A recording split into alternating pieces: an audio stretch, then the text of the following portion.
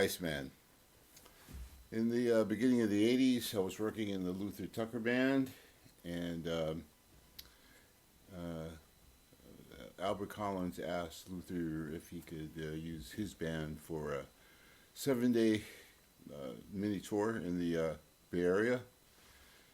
So it was me and King Perkoff, of course, in the horn section. Some of the other guys from that band at this time, I can't remember everybody's name. That band changed members a lot. The Luther Tucker Band. He was the guitarist for, even James Cotton, Little Walters, Sonny Boy Williamson. He had backed up everyone. Great guitarist. He's dead now. But anyway, so this tour, 7-day tour with Albert, it was a very interesting tour. One of the dates was at a place called the North Dakota Club. And that was the first date, that's right. And it was supposed to be a pilot for a movie, and I don't know what's happened with that film. There was a lot of professional film equipment there and stuff. I've never seen the film, but I imagine it is out there. So this was an interesting gig. This is our first gig with Albert. I come and I'm setting up my stuff. Everyone's setting up their stuff, because I have a harp amp and my saxophone. I set up my saxophone, then I go start setting up my harmonica stuff, my amp and stuff, and Albert comes down the stage and he goes, "What are you doing?" I said, I'm setting up my harp amp. He goes, "Harmonica? I thought you played the saxophone." I go, "Yeah, but I double on the harmonica." And he goes, "Harmonica? I hate the harmonica. The only thing I hate worse than the harmonica is harmonica players." So it's like, oh no. And he goes, "Let me hear you play." So I look at my stuff and hope I got a good sound. I play a little bit. He goes, "Okay, you're okay. You can play." And anyway, so at that gig, the first night, North Dakota Club, big club, place is packed with people. We start playing, and Albert's looking unsatisfied with the band, like giving us some like dirty looks and stuff. And I'm like, whoa, what's going on? And finally, in the middle of the song, he just stops. It says, "You guys, off the stage." We're like, what? Off the stage now, off the stage. And we just like, oh wow, he's serious. So we put down our instruments and just start to mosey off the stage. He goes, "Don't walk, run, hup, hup, hup, hup, hup." We run off the stage. And he continues to play, and he lays down this rhythm. And after like a few minutes of him playing this rhythm, people were dancing on the tables. The place was exploding. It was like, it became a real happening. There was a guy there named Freddie Roulette, who's also a known slide guitar player. But he did some stuff I haven't seen before. He got up on one of the tables. Like, people were dancing on tables all over the place. He got up on one of the tables right next to the stage and started doing some kind of capoeira voodoo dance, where he looked like a spider and did some moves I had never seen before. The entire audience was hypnotized. This went on for about an hour. Then he goes, "Okay, all right, band, you guys could come back up now." So we like, okay. And we did not walk. We kind of trotted back onto the stage. And we played a lot better. The whole spirit of the whole night, we had learned something. Okay, then at the end of these 7 days, we played much better after that night, and at the end of the 7 days, you see, Albert liked to play dice. He liked gambling a lot. He played dice. They played craps and they played some card games. But I was all into my martial arts and going to church and prayer meetings all the time. And I didn't believe in gambling. So he had won the entire band's pay for the 7 days, except mine. So he said that everybody was in the back room the last night.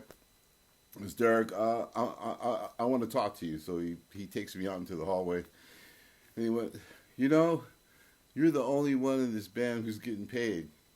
I know you won everybody's money, and he says, I like you. You keep on with your martial arts and praying to God because you're doing the right thing. And he paid me, and yeah, that was my Albert Solo story. He was a very nice guy. He was like all the old blues guys. They were a bit hard. They wanted the music to be right, and if it wasn't right, they would surely let you know. And, I noticed that nowadays, if you try to scold anybody on stage the way some of these guys did with us, people get really offended, take it personally, and hate you for the rest of your life. It's true.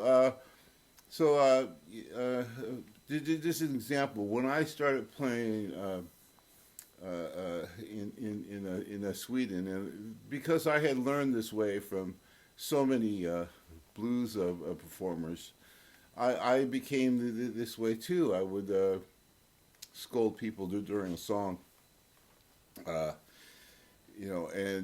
they could not take it. They would totally, they would, yeah, pretty much hate you for the rest of your life. So I'm very careful with that, but still it comes out because that's the way that I learned. That was the way that I learned. For instance, when I first met Jimmy Dawkins, I get up on stage. Somebody told me that we're going to be backing up Jimmy Dawkins, and we want you to come up and play. So I get up on the stage, and Jimmy hadn't come out yet. The band that does a few songs, and so I'm playing with this band, and then we bring on we bring on Dawkins, and the band starts to play, and I start playing some background licks, and suddenly, whap! He hits me upside the back of the head, like whap, like my mama used to do. And he goes, "You don't play until I tell you to play." I was like, "Okay, all right, fine, sure." I stood there and waited for him. Of course, I always dance and stuff while the band's going on, but I didn't play a note until he told me to. Now, what's interesting about that, if I had taken it personally, Destiny would have gone a lot different. Because after that, he ended up being one of the producers of my one of my albums, Still Dreamwalking, and he played on it. And him and Zara Young did some timeless blues on that album. It's not just me saying that; all the reviews raved about this, because I mean his playing is so real, and him and Zara together, and the band that we have put together for this was a really great band, and he felt personally responsible because he was helping to produce the album, and he stayed at my place for almost 2 weeks, and we got very close. I got to know him very, very, very well.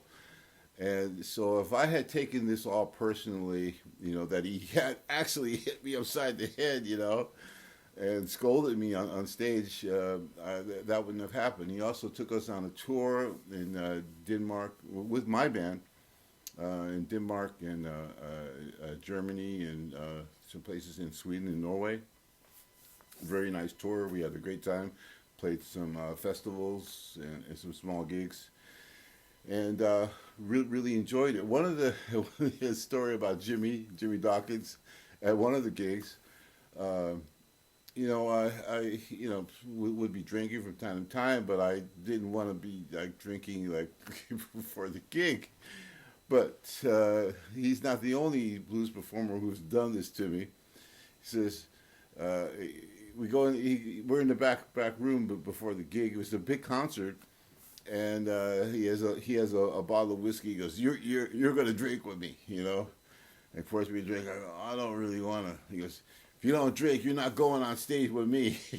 So we drank this bottle of whiskey before we went on. And strange thing about it is that I handled it pretty well, but the reviewers tore him apart. That he was not only was he drunk on stage, but that he was scolding the band. He wasn't scolding me that day, but he was scolding the rhythm section something hard, really, glaring at them and spending a little too much time with that. A lot of the blues performers I played with drank, and it was sort of the thing, like you drink whiskey before you go on, whiskey and beer.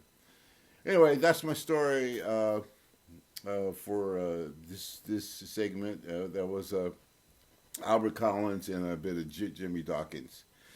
And I'd like to thank Saxland for asking me to do this. Neil, thank you very much, and we'll see you on the next one.